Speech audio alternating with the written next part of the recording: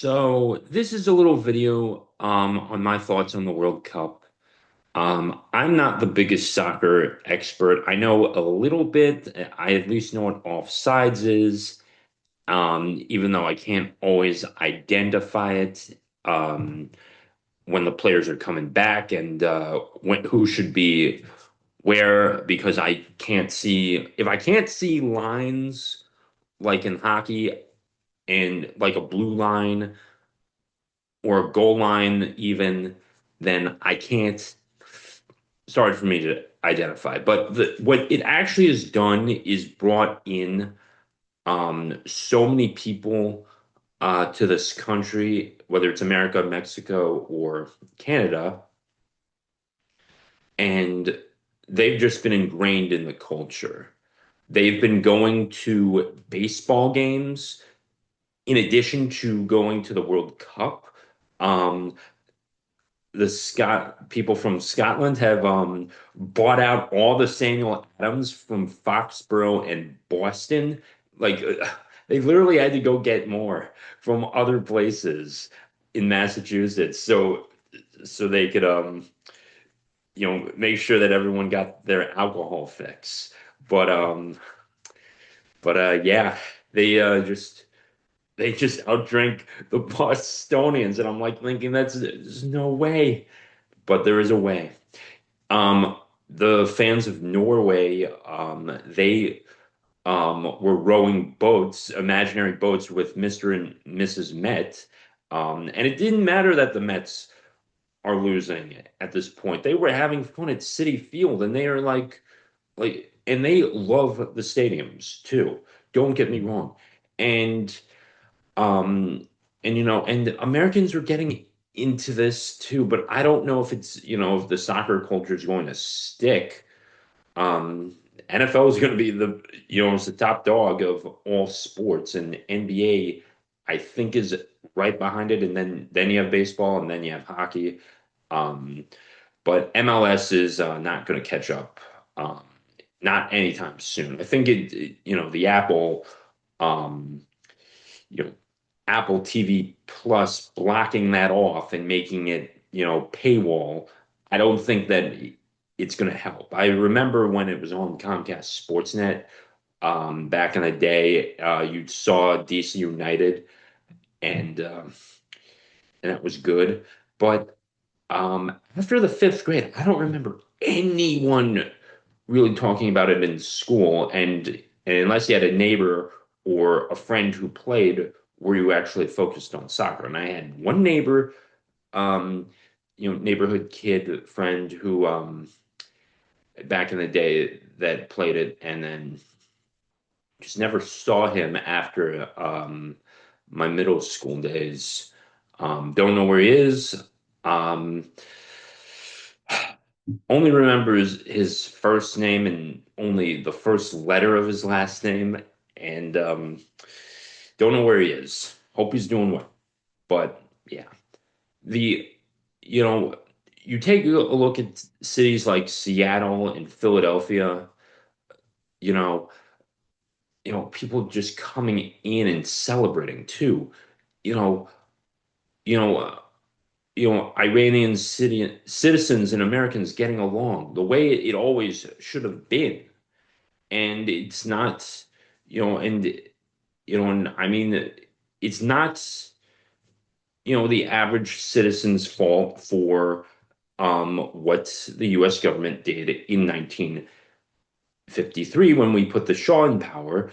And, and the you know, countries are more than their governments. They are not, the citizens make up the country. And while many governments are, you know, can be tyrannical, they can be deadly, they can have imperialism and treat some citizens as second-class citizens, it doesn't determine the character of the individual. They do. The citizens just determine their own lives. They determine who they want to be. And if they choose to be good, then that's all that matters. And I think that I've never seen. it's been a while since I've seen joy like this. And even though we had the World Baseball Classic earlier this year, and we had, the Olympics and ice hockey and everything, hockey in the Olympics, I I mean, this sport is always going to be special. Soccer is always going to be special because you don't need ice to maintain it. You don't need to put it indoors, you know, and in baseball, you don't need, just like in baseball, you don't need a dirt infield. And you don't, and really, you need a field in soccer, yes, but the way you maintain it is more of maintaining your backyard. And it's easier to maintain a soccer field than it is a baseball field because you got to put the dirt at the right spots. You have to have the mound do at a certain height.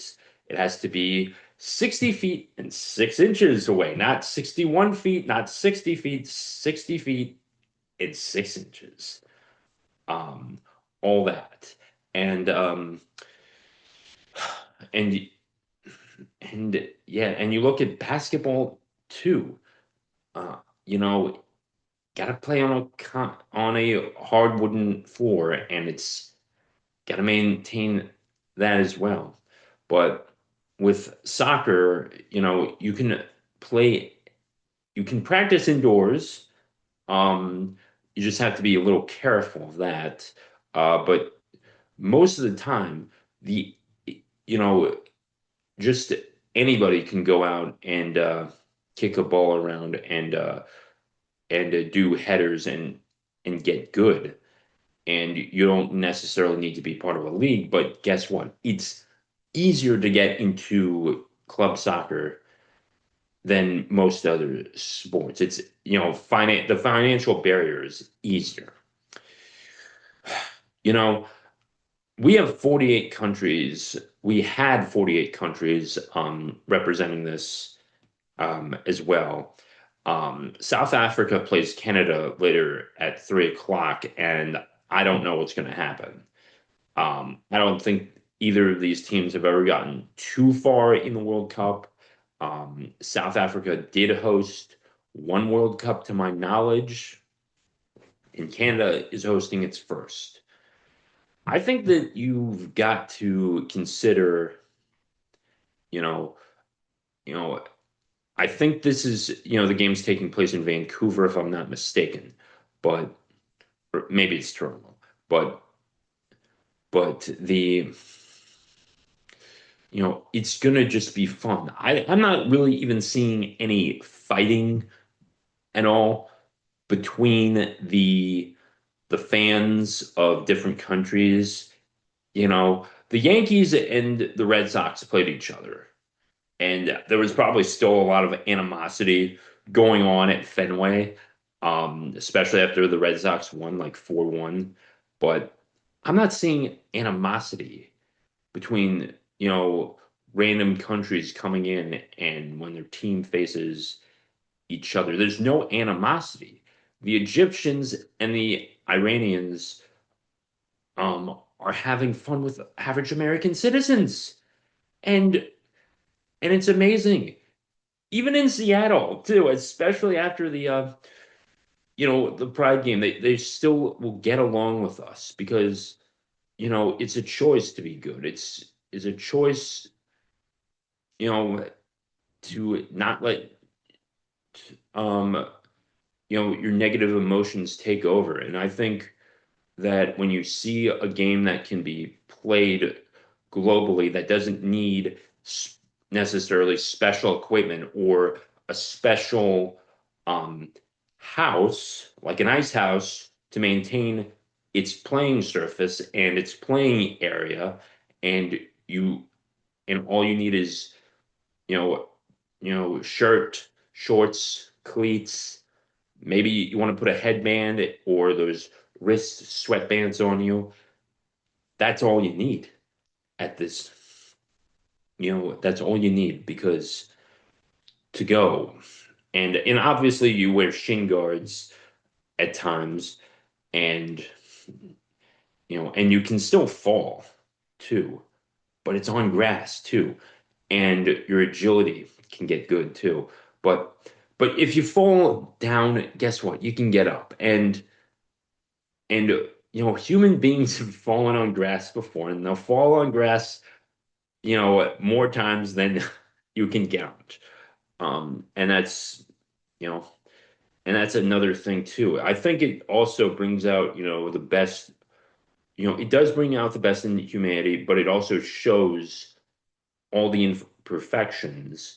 But we celebrate, what we are as people through this game that can be played by anyone, almost anyone, you know, and there is no other sport like soccer. And I will be watch my hockey games. I'll watch my baseball games. I'll watch I'll watch basketball. But with soccer, it's special. And we do, and we as Americans have things blocked off. You have to pay this to see your own teams, or you actually have to go to the stadium to see it, and to see your games. But I think that if you sold it properly, if you gave soccer a chance, I think it could have been, it could have been the number one sport in America. But we had football, American football, and football Canada, um, you know, essentially take over in North America, and and Mexico is the only one that said no. We'll play this. We'll play soccer, and we'll call it football in as well too. Would I change, the NFL name and everything of the sort, um, to if it meant that we would get world peace out of it? Obviously, yes, I would change, I would say, hey, no, you're not the National Football League anymore. You're the National Egg Ball League, um, or the National War Ball League, because it is like a war in American football, or Canadian football. Um, you know, you have the field general marching his troops down with long bombs, and even if he has to, he'll get out of the pocket with the shotgun, sort of thing. George Carlin reference right there. But I think that with soccer, it's still amazing too. And even like 0-0 ties too, it's just like, no, the goalies put on a performance too. And the NHL had ties as well. And people still went to them back in the 70s and the 80s. And even though in the horrible Washington Capitals at the time, still you had people show up, and even though they almost moved, people still showed up. And other cities too had ties, and it also does appreciate, and you also have to take in to the fact that sometimes you don't win or lose. Sometimes things can just be leveled and just even. And guess what? It's not the worst.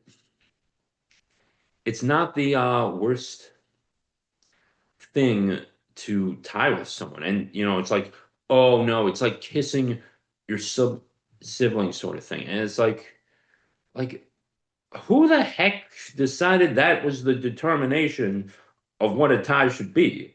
It's like you don't lose it, you don't win it, and somehow that's the equivalence of kissing your sibling. Like who brought that up? I I'd like to figure that one out, but no.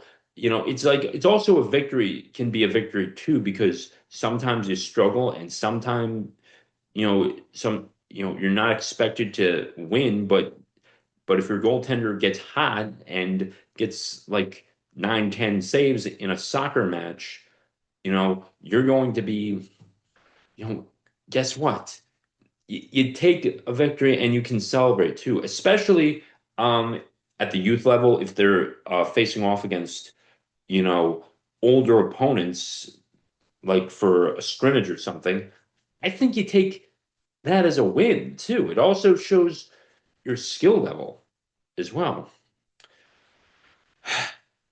the World Cup brings everyone together every 4 years, and the women's, whether it's the men's or the women's, it's always special to watch. And I do like to watch, and I appreciate the skill too of the of what they can do. I mean, ball on a string, and that's with your leg and doing all the tricks and stuff, and just headers and bouncing it off your knees and kicking and and and it's a shame that we put that we were told that no baseball, like growing up, you want to play baseball and you want to make all the big money too.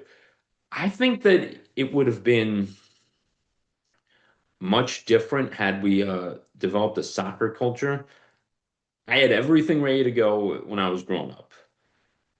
And for whatever reason, I just didn't choose it because either we saw soccer as, not that important and it wasn't culturally relevant at the time. Even in the early 2000s, it wasn't there yet. And MLS, still brand new league at the time. David Beckham still getting in there and into MLS with the LA Galaxy and all that stuff. I had a soccerplex right in my own backyard or within my neighborhood. But with all of that, I still just didn't sign up for it. I had no interest in it, and but now I do, and now I can appreciate what it is. I know I'm learning about yellow cards and red cards. Red cards obviously kick you out. Yellows are watch it, bub. You're on thin ice, sort of thing. And you got to and yeah, I mean penalties. Yeah, it is still complicated when you're not an expert on the sport, but you watch it to learn.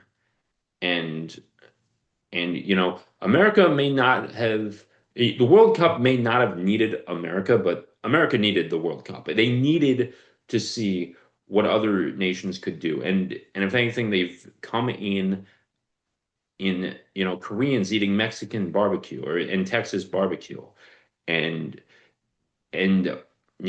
Japanese fans love Dallas. They love Dallas, and I'm looking. Well, I've never been to Dallas personally, but they love it. They love what all of this is, and they love the nation. They've come in to appreciate, our infrastructure, with the stadiums, not the railroads, but with the stadiums, and we can all just take it in too. And and you know, and many people are apologizing and saying that they're wrong. Now, obviously, there are still horrible people and that unfortunately live up to the stereotypes of ignorant and all that. And there are people that are like, I ain't watching the World Cup, get lost.